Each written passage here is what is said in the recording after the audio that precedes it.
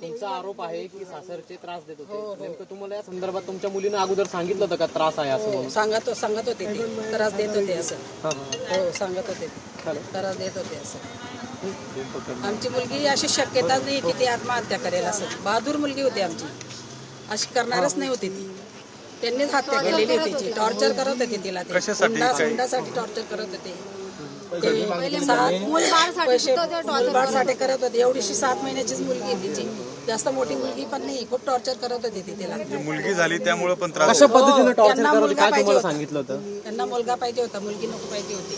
त्याच्यामुळे पण टॉर्चर करत होते ते. अशी आमची मुलगी एवढी बहादूर होती ना, खूप बहादूर होती ती. अशी शक्यच नाही ती विष पिईल असं नाही वाटत आम्हाला. हे लोक सांगतायत की त्यांनी विष पिलं. ती विष प्यायली तोपर्यंत तुम्ही कुठे होते? तुम्ही तिला रोखायला पाहिजे होतं ना, सांभाळायला पाहिजे होतं ना तिला. मग ती दुकानावर विष घ्यायला गेली तोपर्यंत तुम्ही काय तिची वाट बघत होते का की ती विष प्यायला असं?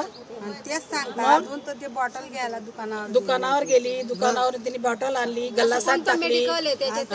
ते मेडिकलचं आम्हाला ऍड्रेस मेडिकल वाल्याशी देऊ नाही शकत ना मेडिकल वाले. तुम्ही सांगता तर ती बॉटल घ्यायला गेली आणि तिची जाव आहे ना, मोठी जाव, ती जास्त टॉर्चर करत होती तिला. तिचं खूप भांडण होतं तिच्याजवळ. आणि तिचा नवरा पण दारू प्यायचा रोज. तिला ते आत्महत्या प्रवृत्त केल्याने तिला तिची छेडखानी केली. तिला वीस पाहिजे त्यांनी स्वतःच्या हाताने पाजलेले आहेत. आणि पैशांची मागणी केली होती आमच्याकडे. पैशाची मागणी केली, आम्ही देऊ शकले नाही म्हणून त्यांनी असं केलेलं आहे. म्हणजे तुमचा आरोप आहे का सासरचे छळ करत होते? किती पैसे तुमच्याकडे मागितले होते? 1 लाख रुपये मागितले होते त्यांनी. काहीतरी प्लॉट वगैरे काहीतरी घ्यायचं म्हणून आम्हाला, पण आम्ही देऊ शकले. आम्ही गरीब माणसं आहे. असं 26 वर्ष परत एकदा प्लॉट वगैरे काहीतरी गाडी घ्यायची म्हणे आम्हाला. पहिलेपासून सविस्तर सांगा तुम्ही. तुमच्या भाचीने आत्महत्या केलेली आहे काय? तिने स्वतःने आत्महत्या केलेली आहे. तिचा घात झालेला आहे. तिला मानसिक छेड त्यांनी केलेली आहे. ते आत्महत्या करू शकत नाही. तिचं 6 महिन्याचं बाळ आहे, 6-7 महिन्याचं. ते आत्महत्या करू शकत नाही. लहान बाळाला सोडून ते आत्महत्या करू शकत नाही. त्यांना मुलीला त्रास होता का? त्रास होता तिला. तिची छेडखानी करत होते. तिचे ते मोठे का त्रास देत होते? पैशांमुळे बी टोचन बोलत होते. पैशांसाठी मुलबाळ पण झाला नाही लवकर. त्याच्यामुळे पण झाली तर मुलगी झाली. त्यांना पाहिलं तर मुलगा. त्यांचं म्हणणं होतं की मुलगा पाहिला मला. मुलगी झाली म्हणून त्यांनी असं प्रवृत्त केलंय. किती दिवस झाले होते लग्नाला? लग्नाला 3-3.5 वर्ष झालेत. काय अपेक्षित आहे? दादा आमच्या मुलीसोबत काय घडलेलं आहे तिलाच माहिती आणि ते आम्हाला पण माहिती. त्यांनीच त्या मुलीचा घात केलेला आहे आणि आम्हाला हे मुलीसाठी आम्हाला न्याय हवा आहे. काय नेमकं काय मुलीचा आरोप काय? तुमचा आरोप काय आहे? आमचा आरोप म्हणजे आमची मुलगीने आत्महत्या केली नसून तिला प्रवृत्त केलेलं आहे. सासू सासरे जावा त्यांनी खूप त्रास दिलेला आहे. आणि आम्ही कालपासून तिचं मृतदेह म्हणजे प्राण गेला त्यावेळीच आम्हाला कॉल केला त्यांनी की मुलगी एक्सपायर झाली म्हणून. आणि आम्ही इथं आल्यानंतर आम्ही पोलीस स्टेशनमध्ये FIR नोंदली. FIR नोंदवायला गेलो. आम्हाला 3-4 तास आम्हाला ते वाऱ्या धाऱ्यावर धरत होते पोलीस स्टेशन PI वगैरे.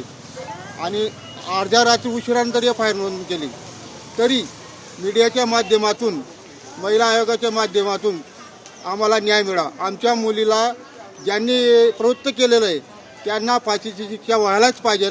आम्ही सर्व नातेवाईकांचा आक्रोश आहे. दादाची प्रवृत्त झाली तिला मारले गेलेलं आहे. प्रवृत्त झाले. कालपासून काय घडलं ते पण सुरुवात करा.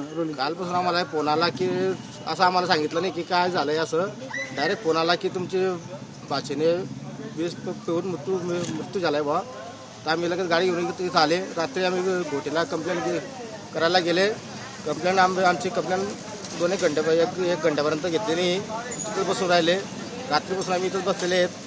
आणि ज्यांनी ते घातपात केला आहे त्यांना जोपर्यंत काही ताब्यात घेता येत नाही, पोलिस ताब्यात घेत नाहीत तोपर्यंत आम्ही मृत्यू ताब्यात घेणार नाही. आमचं बॉडी ताब्यात घेणार. बॉडी आम्ही ताब्यात घेणार तोपर्यंत. 1 सेकंड बोला. नाव काय? राहुल चौधरी.